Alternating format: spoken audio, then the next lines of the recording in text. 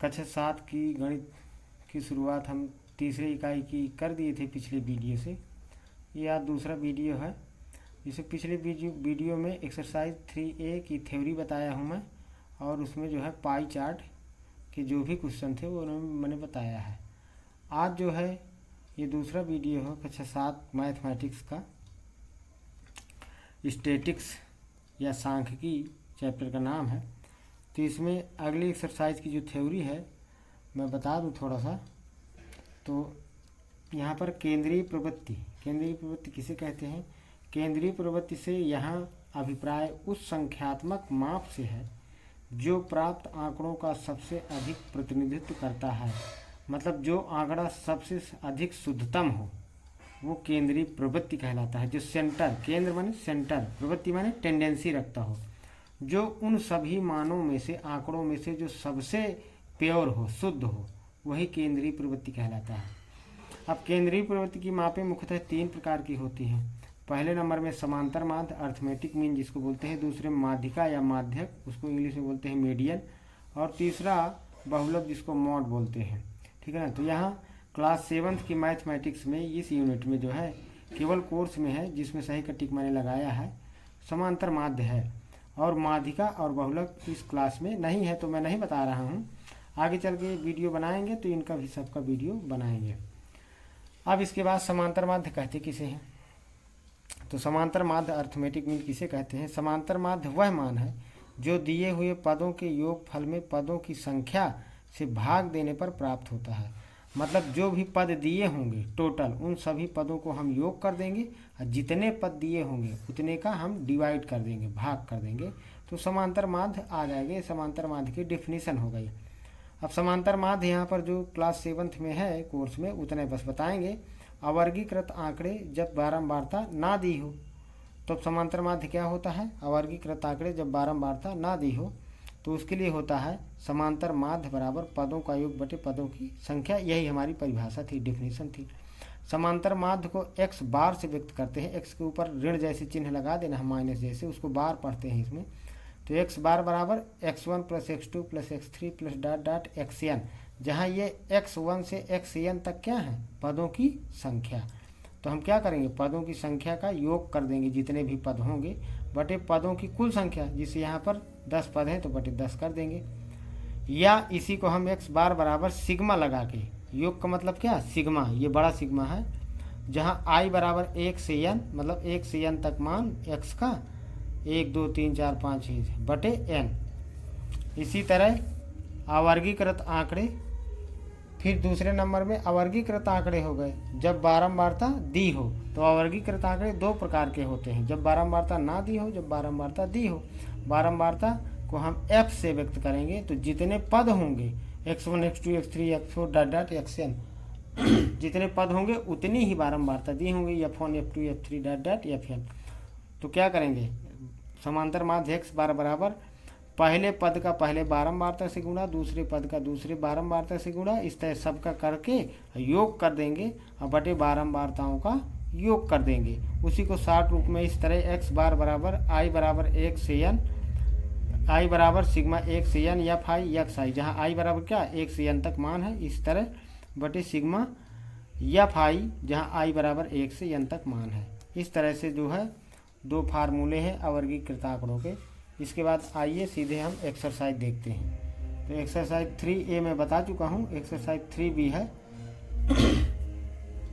यहाँ पर प्रश्न पढ़ लेते हैं। देखिए एक्सरसाइज 3B में केवल 4 ही प्रश्न हैं। फिर इसके बाद दक्षता अभ्यास है आगे। पहला प्रश्न है, किसी कक्षा के 5 शिक्षार्थियों ने गणित की परीक्षा में क्रमशः 40, 50, 68, 70, 72 अंक प्राप्त किए। शिक्षार्थियों के प्राप्तांकों का समांतर माध्य ज्ञात कीजिए। ठीक है ना। कितने शिक्षार्थी हैं? 5 शिक्षार्थी हैं। तो क्या करेंगे हम?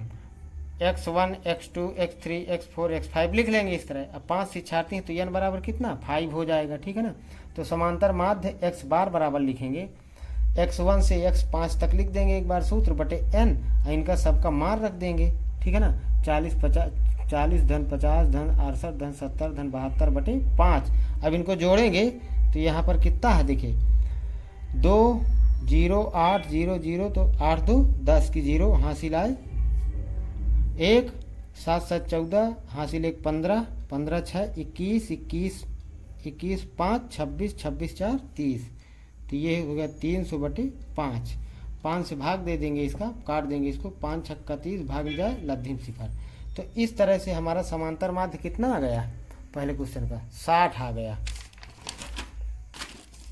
समांतर माध्य हमारा इसका 60 हो गया। तो हम इसको रख देंगे x बार बराबर आंसर रख देंगे 60। ये हमारा आंसर हो गया। इस तरह समांतर माध्य। अगला दूसरा क्वेश्चन क्या है, किसी फैक्ट्री के 15 मजदूरों के प्रतिदिन की मजदूरी क्रमशः ये लिखी हुई है, यहाँ पर आप लोग देख लीजिए, पढ़ लीजिए। 70 110 65 80 75 85 80 76 94 100 105 110 103 81 86 रुपये है। मजदूरों की मजदूरी का समांतर माध्य ज्ञात कीजिए। तो ऐसे इसी तरह सेम पहले क्वेश्चन जैसे क्या करना है, सभी पदों को जोड़कर कितनी संख्याएं लिखी, 15, क्योंकि 15 ही मजदूर हैं, उनकी मजदूरी है प्रतिदिन की दी है। तो सबको जोड़ के 15 का भाग दे देना है। तो दूसरा क्वेश्चन जो है ये इसका आंसर भी आ जाएगा, ठीक है ना। तो इस तरह ये दूसरा प्रश्न हो जाएगा। तो इसके लिए मैं जो है देखिए क्या करें, तो इनका सबका मान लिख लेते हैं। चलिए, x बार बराबर पदों का योग, पदों का योग मतलब जितने 15 पद दिए हुए हैं, 70 plus 110 plus 65 plus 80 plus 75 plus 85 plus 80 plus 76 plus 94 plus 100, ये 100 हो गया। जगह नहीं है नीचे, आगे यहाँ पर जगह नहीं है तो मैं ऊपर लिख देता हूँ। चलिए, प्लस 100 तक हो गया, 105 प्लस 110 प्लस 103 प्लस 81 प्लस 86। ये इस तरह से हो गया यहाँ पे। बटे कुल कितने पद हैं, 15। अब इनका सबका करेंगे योग और 15 से भाग दे देंगे। तो ये प्रश्न मैं तुम लोगों के लिए आगे छोड़ रहा हूँ, इसको सबको जोड़ दीजिए जितनी भी संख्याएं हैं। अब 15 से भाग दे देना, कमेंट बॉक्स में बताइए इसका आंसर कितना आया है, ठीक है ना। इतना कर ही सकते हो, सब पदों को जोड़ के 15 का इसमें भाग दे दीजिए। ये प्रश्न मैं तुम लोगों के लिए छोड़ रहा हूँ, ठीक है। अगला तीसरा प्रश्न है, किसी कक्षा के 5 शिक्षार्थियों ने गणित की परीक्षा में क्रमशः 40 50 68 70 72 अंक प्राप्त किए।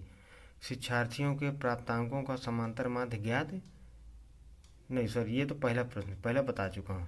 तीसरा नंबर है, नीचे दी गई सारणी के आंकड़ों का समांतर माध्य ज्ञात कीजिए। पद दिया है, पद का मतलब x का मान, बारंबारता दिया है, बारंबारता का मतलब f का मान। तो इसके लिए हम सारणी बनाएंगे। ये जो है अवर्गीकृत आंकड़ों का जब बारंबारता दी हो तब के लिए ये प्रश्न है, ठीक है। तो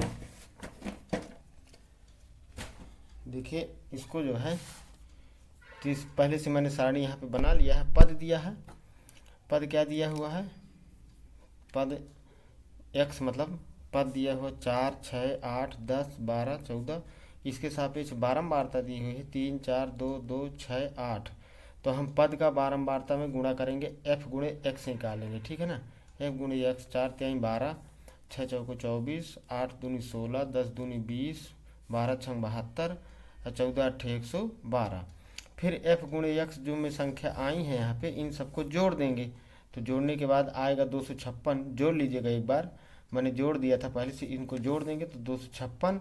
ये जो योग आएगा इसका ना, f गुणे x का, f गुणे x का जो योग आएगा उसको कहेंगे सिग्मा fx। सिग्मा का मतलब जोड़ना, योग करना, सिग्मा का मतलब योग करना। तो सिग्मा fx बराबर आया 256।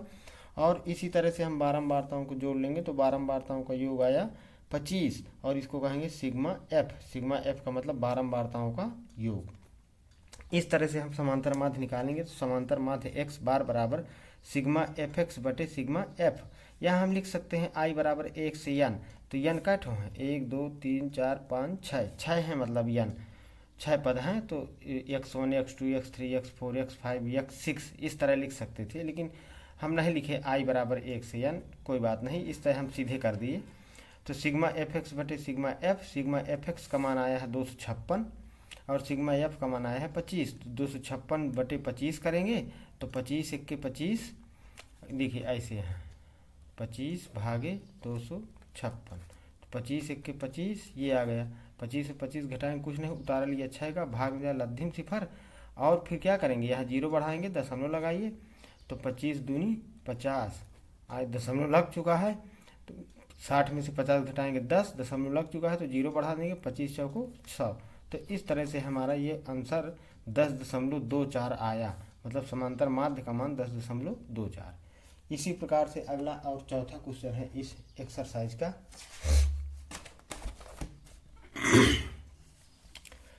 चौथा प्रश्न दिया हुआ है शिक्षार्थियों की ऊंचाई सेंटीमीटर में और बारंबारता ये दी हुई है, इस तरह ये प्रश्न में दिया हुआ है। कह रहा है उपर्युक्त आंकड़ों का समांतर माध्य ज्ञात कीजिए। तो सेम जैसे मैंने अभी तीसरा प्रश्न बताया वैसे ही चौथा ही प्रश्न करना है हमें।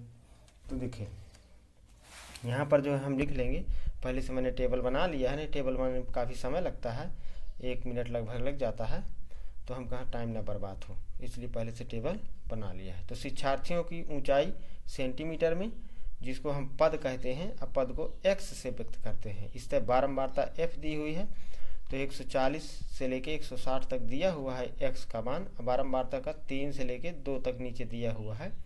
तो संगत पदों का संगत बारंबारताओं से गुणा करेंगे, 140 का 3 में गुणा करेंगे तो 14 × 42, 420, 147 का 4 में गुणा करेंगे तो 588, 148 का 5 में गुणा करेंगे 740, 149 का 6 में गुणा करेंगे तो 894, 150 का 10 में गुणा करेंगे तो 1500, 151 का 7 में गुणा करेंगे तो 1057। ऐसे ही संगत पदों का संगत बारंबारताओं से सबका गुणा कर दिया। 160 का 2 में गुणा करेंगे तो 320। गुणा करने के बाद यफ गुणे यक्स आ गया है, हमारा जो संख्या है ये सब यफ गुणे एक्स हैं। अब इनको योग करेंगे तो इनका योग करने के बाद आता है 7557। 7557 जो आएगा उसको कहेंगे सिग्मा एफ एक्स।